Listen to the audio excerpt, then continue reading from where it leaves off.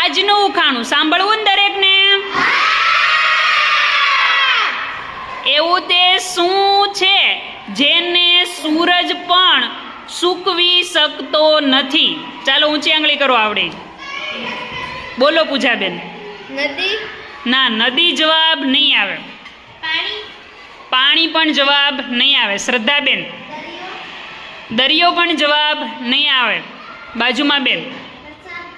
વરસાદ પણ જવાબ નહીં આવે. ઘાસ. ઘાસ પણ જવાબ નહીં આવે. પાણી. પાણી જવાબ નહીં આવે. ચાલો પાણીવાળા હોય નીચે આંગળી કરી દેજો હવે.